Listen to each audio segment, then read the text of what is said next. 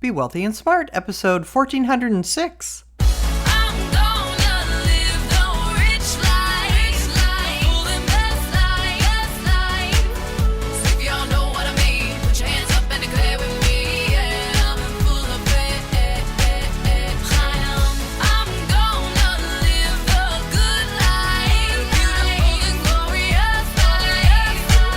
Step into a world of wealth and financial freedom without budgets, boredom, or bosses on Be Wealthy and Smart.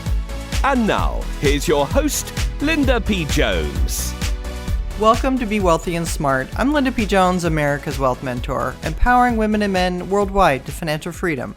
On today's show, we're going to talk about after the Fed's interest rate cut, what happens next? Well, it was a very long anticipated rate cut, and the Fed finally cut rates by 0.5% last week, and markets eventually had a positive response to it. But now there are worries that maybe the Fed cut because they're seeing something concerning about the future. While it's broadly believed that it's the weakening job market that caused the Fed to cut 0.5% instead of just 0.25%, which is somewhat more traditional, we're going to get some fresh inflation data this week that's going to give us more insight into the inflation side of the equation. On Thursday, we'll get a second quarter gross domestic product reading, and that will help test how strong the economy really is. Chairman Jerome Powell was careful not to declare victory over inflation because inflation is still running above the 2% rate that the Fed likes to see.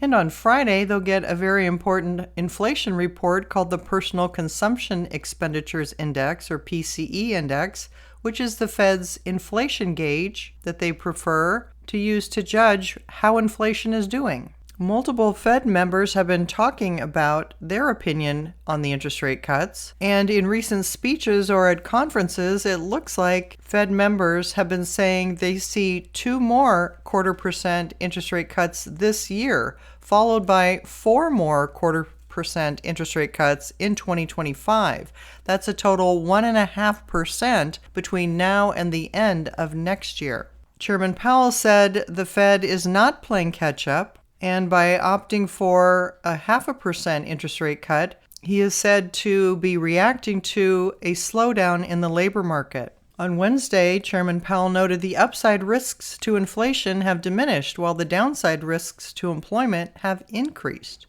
He said, "We know it's time to recalibrate our policy," confirming that the balance of risks is now even.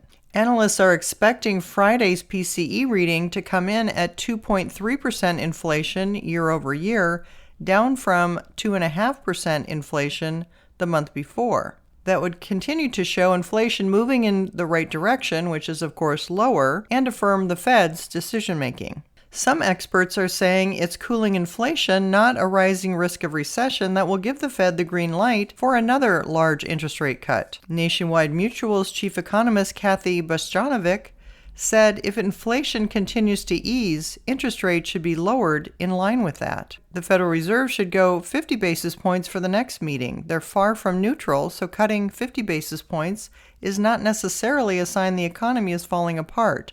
It's a recognition that policy is just too restrictive, she said.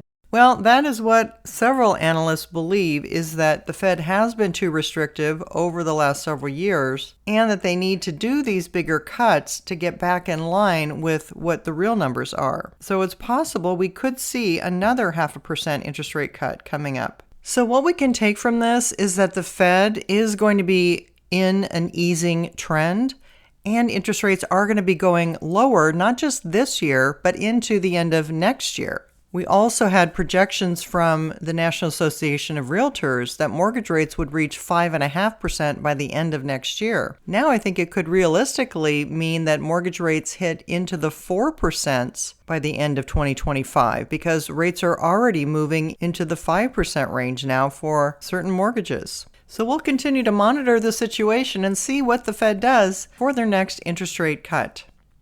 If you haven't yet subscribed to Be Wealthy and Smart, hit the subscribe button and you'll be notified as soon as new podcasts are available. And all of my podcasts are on my website at lindapjones.com/podcasts. And while you're there, sign up for my weekly newsletter for more wealth tips for your financial freedom. That's all for today. Until next time, live the good life and be wealthy and smart. Thank you for listening to Be Wealthy and Smart with Linda P. Jones. Share the wealth and tell your family and friends about the show. Check out our website, blog, and social media for more riches at www.bewealthyandsmart.com.